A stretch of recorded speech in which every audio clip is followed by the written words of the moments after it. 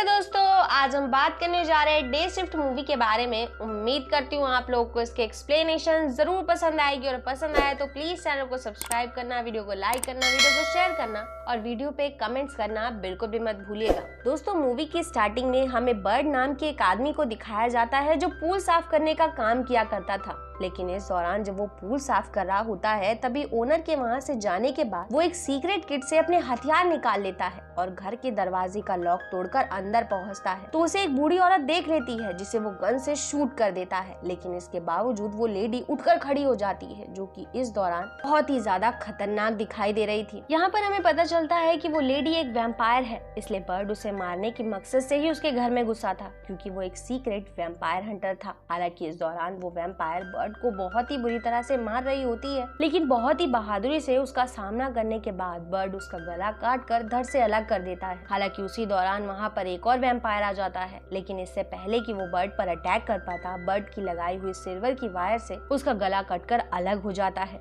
जिसके बाद वो उन दोनों वैम्पायर के दांत निकाल कर वहाँ से निकल पड़ता है। फिर हम देखते हैं कि बर्ड की एक फैमिली भी है जिससे वो बहुत प्यार करता है, लेकिन उसकी वाइफ और उसके बीच कुछ इश्यूज होने की वजह से वो दोनों साथ में नहीं रहते और अब जोसलिन घर बेचकर अपनी मॉम के पास फ्लोरिडा जाने वाली है, क्योंकि वो किसी भी हालत में अपनी बेटी का फ्यूचर खराब होते हुए नहीं देख सकती थी। साथ ही वो ये भी बताती है कि पेस की स्कूल की फीस भी हमें देनी है, जिसको अगर वक्त पे हमने नहीं दिया तो उसे स्कूल से निकाल दिया जाएगा। ये जानकर बर्ड अपनी वाइफ से वादा करता है कि वो अपनी बेटी की फीस और उसके दांतों के ट्रीटमेंट का पेमेंट जल्द ही इकट्ठा कर लेगा, इसलिए वो अपनी वाइफ को उसे छोड़कर फ्लोरिडा जाने से मना करता है। फिर वो वैम्पायर से चुराए हुए दांतों को बेचने के लिए एक शॉप पर पहुंचता है, लेकिन वो आदमी उसे दांतों की कीमत बहुत कम देता है और जब बर्ड इस बात की शिकायत करता है तो वो कहता है कि तुम्हें ये दांत यूनियन हंटर को बेचने चाहिए, लेकिन बर्ड किसी कारण से यूनियन में नहीं जा सकता था। वहीं हमें दूसरी तरफ ऑड्री नाम के एक वैम्पायर को दिखाया जाता है जो उसी बूढ़ी वैम्पायर के घर पहुंचती है जिसे बर्ड ने मारा था। तो उसको मरा हुआ देखकर उसे बहुत ही ज्यादा दुख होता है, इसलिए वो अपने साथी से कहती है कि तुम उस इंसान का पता लगाओ जिसने इसकी ये हालत की है। नेक्स्ट सीन में हम देखते हैं कि बर्ड मजबूरन यूनियन तक पहुंचने के लिए अपने दोस्त जॉन से मदद मांगता है, जो उसे यूनियन के ओनर से मिलवाता है। और यहाँ पर हमें ये भी पता चल जाता है कि बर्ड को यूनियन से इसीलिए निकाला गया था क्योंकि वो काम करते वक्त रूल्स को फॉलो नहीं किया करता था। हालांकि यूनियन का बॉस बर्ड को जॉब नहीं देना चाहता था, लेकिन जॉन के फोर्स करने पर वो इस चीज के लिए तैयार हो जाता है। इस दौरान ओनर बर्ड के साथ यूनियन के एक आदमी को साथ रहने का ऑर्डर देता है ताकि बर्ड किसी तरह की कोई भी गलती ना कर सके। साथ ही उसे सिर्फ डे शिफ्ट में काम करने की परमिशन दी जाती है। फिर यूनियन का ओनर सैथ नाम के अपने एक वर्कर को बर्ड के साथ भेजता है कि अगर वो कोई भी रूल तोड़े तो तुम मुझे तुरंत बताना ताकि मैं उसे जॉब से निकाल सकूं। नेक्स्ट मॉर्निंग सेथ बर्ड के पास पहुंचता है, जहां पर बर्ड वैम्पायर को मारने के लिए अपने हथियार तैयार कर रहा था और क्योंकि सेथ को वैम्पायर को मारने के लिए कोई भी जानकारी नहीं थी, इसलिए बर्ड उसे बताता है कि किसी भी वैम्पायर के सीने में लकड़ी घुसाकर अगर उसका गला काट दिया जाए तो वो कभी भी जिंदा नहीं हो सकता। फिर वो दोनों गाड़ी की मदद से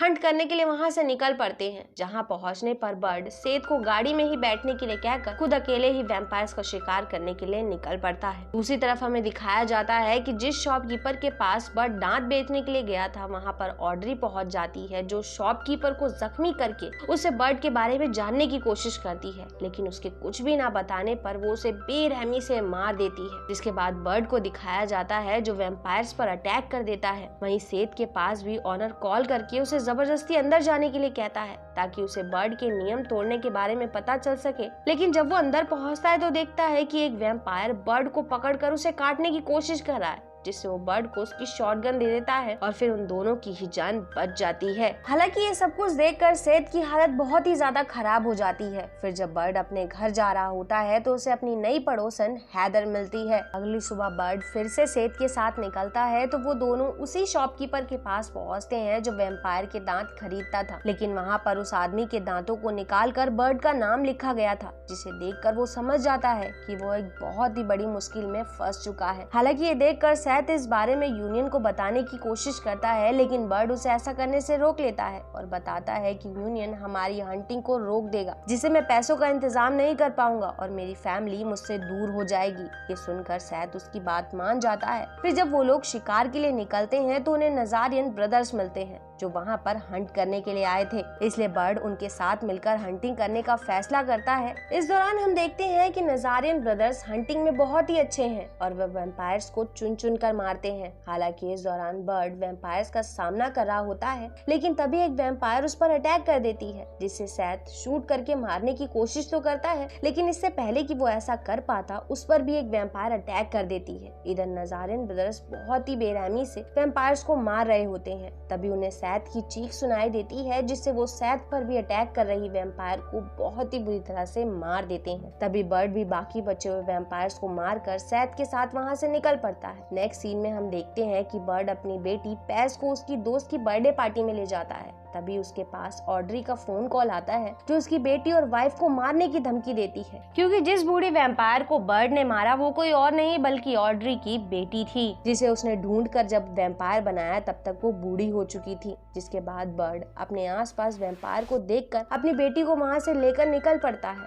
लेकिन इस दौरान वैम्पायर्स भी उसका पीछा करने लगते हैं, पर बर्ड उन सभी को एक एक करके मारता हुआ चकमा देकर वहां से निकल जाता है। लेकिन जैसे ही वो घर पर पहुंचता है, वहां पर मौजूद वैम्पायर उसे बंदी बना लेते हैं, जहां पर बर्ड देखता है कि ऑड्री ने सेथ को भी इन्फेक्टेड कर दिया है, और क्योंकि जॉसलिन को बर्ड के वैम्पायर हंटर होने के बारे में कुछ भी नहीं पता था, इसलिए वो बहुत ज्यादा हैरान होती है। पर उसके कुछ भी ठीक से समझने से पहले ही ऑड्री जॉसलिन और पेस को अपने साथ लेकर वहाँ से निकल जाती है। इस दौरान उसका एक आदमी बर्ड को वहीं पर बेहोश कर देता है, जिसके होश में आने पर वो सेथ को देखकर काफी घबरा जाता है, क्योंकि वो जानता था कि सेथ भी एक वैम्पायर बन चुका है। और जब सेथ को इस बात का एहसास होता है तो वो भूख लगने की वजह से बर्ड पर अटैक करने की कोशिश करता है, जिससे बर्ड उसका गला काट कर धड़ से अलग कर देता है। लेकिन हैरान कर देने वाली बात तो ये थी कि इसके बावजूद सेथ का कटा हुआ सर बात कर रहा होता है, और फिर देखते ही देखते सेथ की बॉडी कटे हुए सर को खुद पर जोड़ लेती है। जिसके बाद बर्ड अपनी पड़ोसन के पास पहुंचता है, क्योंकि उसे शक हो गया था कि ऑड्री को सब कुछ बताने वाली वही है।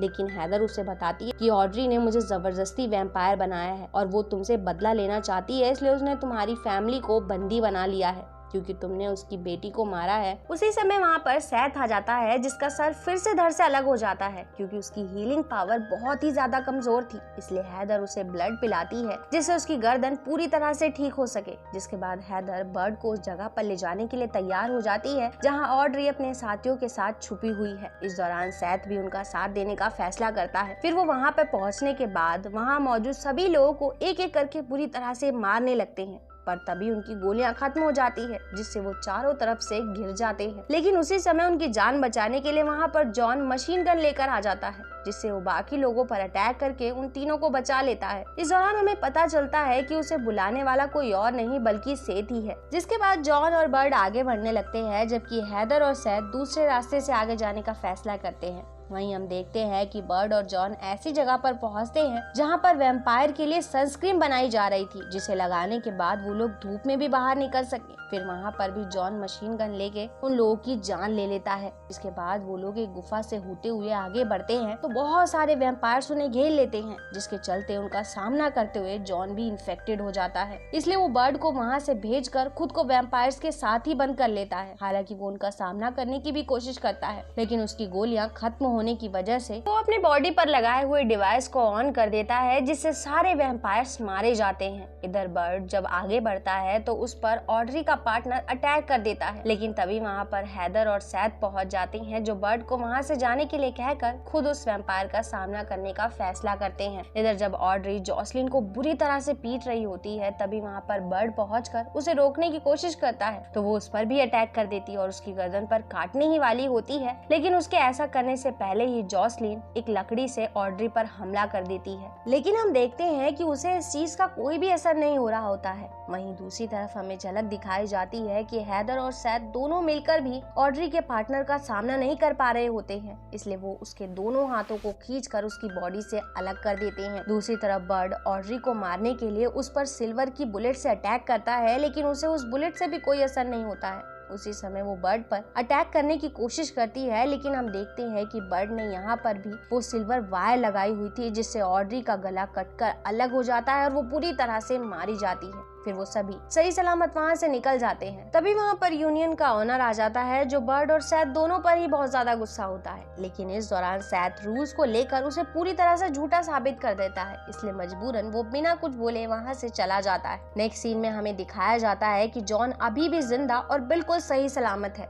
और इसी के साथ ही मूवी यहाँ खत्म हो जाती है। दोस्तों होप करती हूँ आप लोगों को इसकी एक्सप्लेनेशन जरूर पसंद आई होगी, और पसंद आई हो तो प्लीज चैनल को सब्सक्राइब करना, वीडियो को लाइक करना, वीडियो को शेयर करना और वीडियो पे कमेंट्स करना बिल्कुल भी मत भूलिएगा। And thanks for coming and watching.